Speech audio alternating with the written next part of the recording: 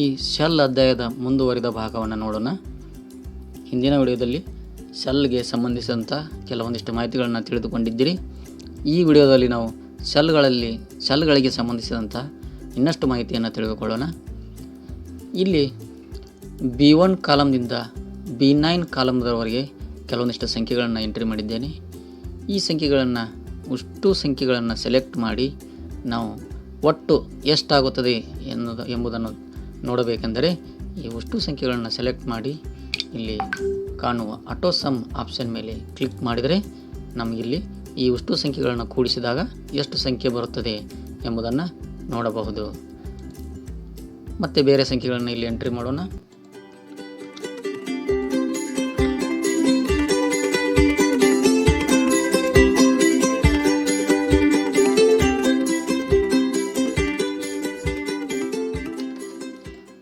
ಐದು ಸಂಖ್ಯೆಗಳನ್ನು ತೆಗೆದುಕೊಂಡಿದ್ದೇನೆ. 10, 20, 30, 40, 50 ಎಂದು. ಇಲ್ಲಿ 5 ಸಂಖ್ಯೆಗಳನ್ನು ತೆಗೆದುಕೊಂಡಿದ್ದೇನೆಂದು ನಾವು ಪ್ರತಿಯೊಂದು ಕಾಲಮ್ನಲ್ಲಿರ್ತಕ್ಕಂಥ ಸಂಖ್ಯೆಯನ್ನು ಎಣಿಸಿ ಹೇಳಿದೆವು.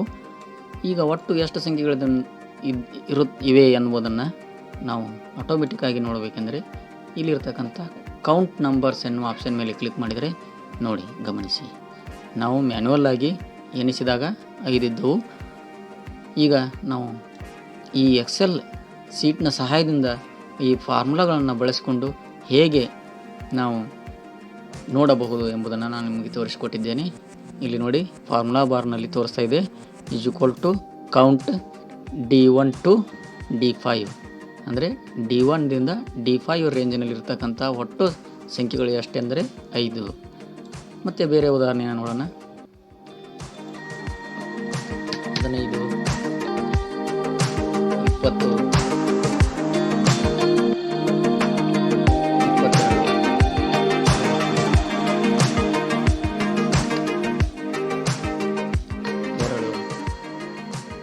8.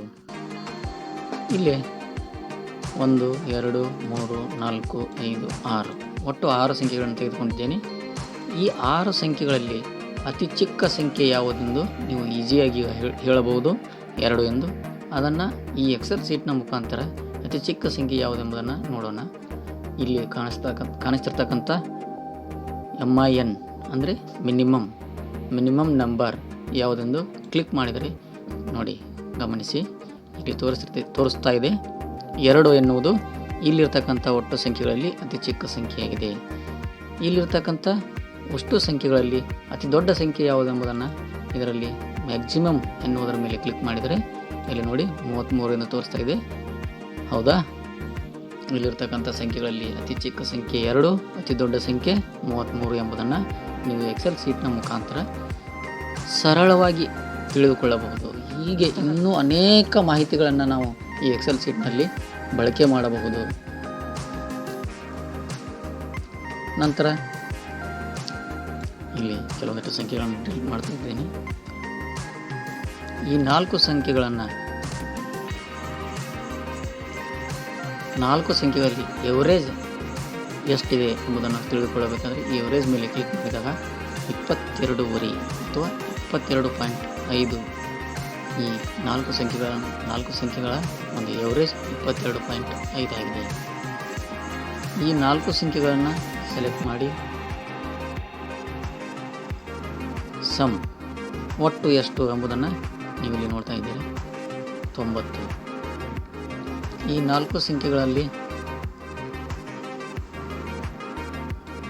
ಮೊದಲನೇ ಸಂಖ್ಯೆಗೆ 2ನೇ ಸಂಖ್ಯೆಯನ್ನು ಕೂಡಿಸೋಣ, ನಂತರ 3ನೇ ಸಂಖ್ಯೆಯನ್ನು ಕಳೆಯೋಣ, ಮತ್ತು 4ನೇ ಸಂಖ್ಯೆಯನ್ನು ಕೂಡಿಸೋಣ.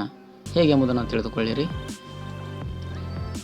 ಈ 4 ಸಂಖ್ಯೆಗಳ ಕೆಳಗಿರ್ತಕ್ಕಂಥ ಒಂದು ಕಾಲಮನ್ನು ಸೆಲ್ನ ಸೆಲೆಕ್ಟ್ ಮಾಡಿಕೊಂಡು ಅಲ್ಲಿ = ಬಟನನ್ನು ಕ್ಲಿಕ್ ಮಾಡಬೇಕು. ಈಗ ನೀವು ಕೂಡಿಸಬೇಕಾದಂಥ ಸಂಖ್ಯೆಗಳನ್ನು ತೆಗೆದುಕೊಳ್ಳೋಣ. ಮೊದಲನೇದು 15. 15ಕ್ಕೆ ಇಲ್ಲಿ ಪ್ಲಸ್ ಕೀಬೋರ್ಡ್ನಲ್ಲಿರ್ತಕ್ಕಂಥ ಪ್ಲಸ್ ಸಂಖ್ಯೆಯನ್ನು ಬಳಸಿಕೊಂಡು ನೋಡಿ, ಗಮನಿಸಿ, 15 Fನ ಕಾಲಮ್ನ 1ನೇ ರೋನಲ್ಲಿದೆ ಅಂತಕ್ಕಂಥದ್ದನ್ನು ಇಲ್ಲಿ ತೋರಿಸ್ತಾ ಇದೆ. ಅದನ್ನೇ ಬಳಸಿಕೊಂಡು ನೀವು Fನ 2ನೇ ಕಾಲಮನ್ನು ನೀವು ಕೂಡಿಸಿ. ಈ ಎರಡೂ ಕೂಡಿಸಿರುವ ಸಂಖ್ಯೆಗೆ F3ನಲ್ಲಿರ್ತಕ್ಕಂಥ ಸಂಖ್ಯೆಯನ್ನು ಕಳೆಯೋಣ. ಮೈನಸ್ F3 ನಂತರ ಪ್ಲಸ್ F4 ಒಟ್ಟು ಎಷ್ಟಾಯಿತು ಎಂಬುದನ್ನು ಗಮನಿಸಿ. 15ಕ್ಕೆ 20 ಕೂಡಿಸಿದಾಗ ಇಲ್ಲಿ ನೋಡೋಣ. 15ಕ್ಕೆ 20 ಕೂಡಿಸಿದಾಗ 15 ಪ್ಲಸ್ 20 = 35 ಆಯಿತು. ಅದರಲ್ಲಿ ನಾವು 22 ಕಳೆದಿದ್ದೆವು. ಇಲ್ಲಿ = ಹಾಕಿಕೊಂಡು ಅಥವಾ ಈ 22 ಇಲ್ಲಿ ಬರೆದುಕೊಳ್ಳೋಣ. ಇಲ್ಲಿ = 35 - 22 ಎಂಟರ್ ಮಾಡಿದಾಗ 13 ಉಳಿಯಿತು. ಆ 13ಕ್ಕೆ 33 ನಾವು ಕೂಡಿಸಿದ್ದೆವು. ಆ ಸಂಖ್ಯೆಯನ್ನು ಇಲ್ಲಿ ಬರೆದುಕೊಳ್ಳೋಣ. ಈಗ ಎರಡೂ ಸಂಖ್ಯೆಯನ್ನು ಸೆಲೆಕ್ಟ್ ಮಾಡಿಕೊಂಡು ನೀವು ಆಟೋ ಸಮ್ ಕ್ಲಿಕ್ ಮಾಡಿದರೆ 46. ಹೀಗೆ ನಾವು ತಾಳೆ ನೋಡಿದೆವು. ಈಗ ಇನ್ನೂ ಅನೇಕ ಫಾರ್ಮುಲಾಗಳನ್ನು ನಾವು ಎಕ್ಸೆಲ್ ಶೀಟ್ನಲ್ಲಿ ಹಾಕಿಕೊಳ್ಳಬಹುದು. ಹೀಗೆ ಮುಂದಿನ ವಿಡಿಯೋದಲ್ಲಿ ಇನ್ನಷ್ಟು ಅನೇಕ ಮಾಹಿತಿಗಳನ್ನು ನೀವು ಒಂದೊಂದೇ ಅಧ್ಯಾಯದಲ್ಲಿ ಕಲಿಯುತ್ತಾ ಹೋಗಬಹುದು. ನಮ್ಮ ಚಾನಲನ್ನು ನೀವು ಸಬ್ಸ್ಕ್ರೈಬ್ ಮಾಡಿಕೊಂಡು ಕೇವಲ 5 ರಿಂದ 10 ನಿಮಿಷದ ಒಳಗೆ ನನ್ನ ವಿಡಿಯೋಗಳಿರುತ್ತವೆ. ಅದರಲ್ಲಿ ಒಂದೊಂದೇ ಅಧ್ಯಾಯವನ್ನು ನಾನು ನಿಮಗೆ ವಿವರವಾಗಿ ವಿವರಿಸುತ್ತಾ ಹೋಗುತ್ತೇನೆ. ನೀವು ನೋಡುತ್ತಾ ಹೋಗಿರಿ. ನೀವು ಎಕ್ಸೆಲನ್ನು ಸರಳವಾಗಿ ತಿಳಿದುಕೊಳ್ಳಬಹುದು.